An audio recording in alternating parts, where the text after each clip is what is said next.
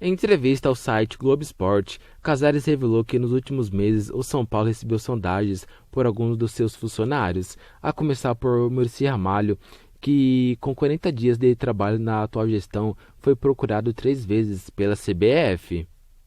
Estamos no caminho certo para uma profissionalização. O Muricy com 40 dias de atividade aqui, porque esse cargo de coordenador foi criado pela gestão.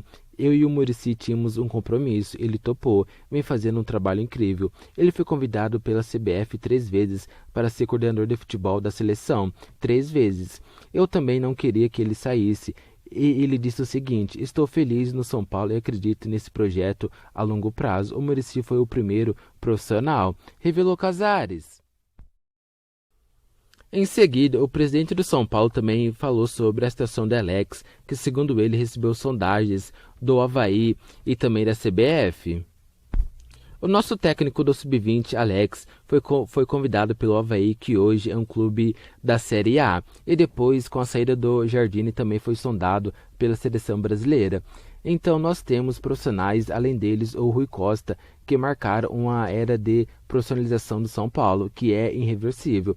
Quando eu vejo o mercado fazer convite para o nosso staff do futebol, eu sinto que o nosso projeto deu certo e vai dar certo com planejamento a longo prazo, e todos estão comprometidos e engajados, disse. Por fim, Casares ainda revelou que Biasotto também foi sondado.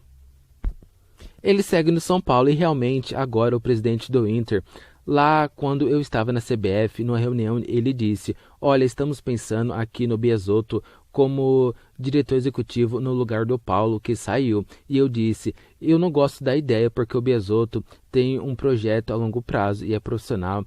E sei que ele foi consultado, mas ele nem abriu conversas. Ele disse: tenho um compromisso com São Paulo e estou feliz com o projeto a longo prazo, disse Casares.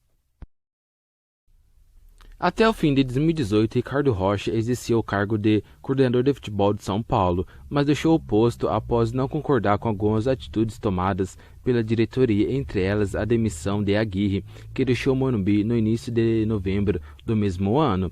De acordo com o ex-zagueiro, um dos motivos que culminou na sua saída foi o fato de não ter sido ouvido pelo restante da diretoria em algumas decisões, uma delas a própria demissão do técnico uruguaio, na qual Ricardo era contra.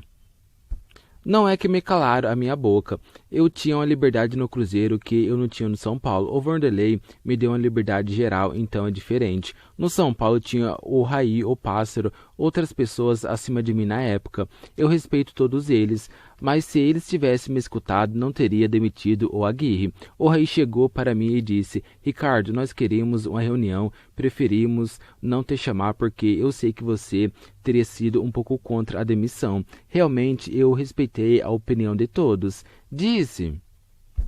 Por fim, Ricardo ainda revelou que o contrato com a Adidas, fornecedora do São Paulo, foi trazido por ele para o clube.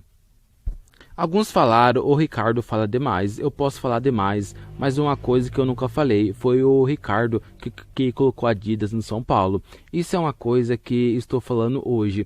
O cara da Adidas me procurou para ir ao São Paulo e fui eu que coloquei a Adidas no São Paulo. Finalizou.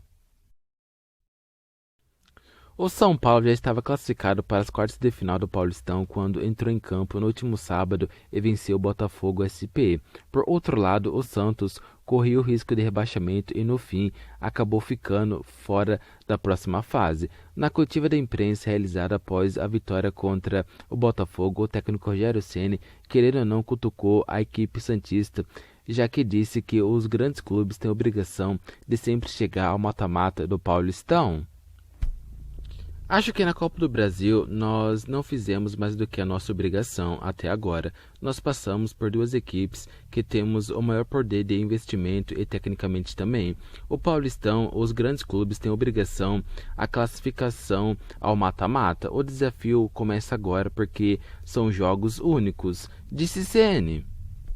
Depois de falar sobre o perigo do jogo único que se inicia agora no Paulistão, Ceni voltou a mencionar indiretamente o Santos. Eu já pude olhar a equipe do São Bernardo, adversária da próxima fase. É uma ótima equipe, bem competitiva. Temos que, quando tiver oportunidade para fazer o gol, colocar a bola para dentro o mais rápido possível.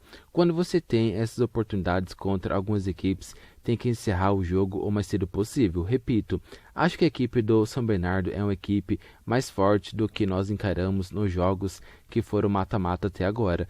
Tanto Manaus quanto Campinense. Acho que vai ser complicado, mais difícil, mas vamos, sem dúvida, fazer o nosso melhor para atingir a semifinal, que é sempre onde os grandes clubes acabam pensando em chegar. Finalizou!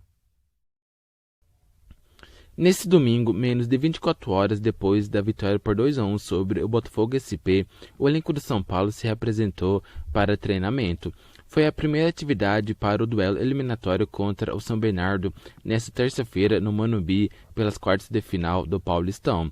Os jogadores que atuaram o tempo todo ou na maior parte do jogo da véspera fizeram um trabalho interno regenerativo sob a supervisão dos preparadores físicos. Os demais trabalharam no campo com o técnico Rogério Ceni. Na primeira parte da atividade, houve um treino técnico com a parte do grupo responsável pela construção da saída de bola e outra cuidando da marcação. Depois, os zagueiros fizeram um treinamento específico de bola aérea, enquanto os laterais, meio-campistas e atacantes trabalharam troca de passes, movimentação, cruzamento e finalizações. O São Paulo não tem jogadores suspensos para o mata-mata, porém tem jogadores afastados por lesão e convocações, casos de Gabriel Sara e Arboleda. O elenco do São Paulo volta a treinar nesta segunda-feira. Será o último trabalho antes da partida contra o São Bernardo.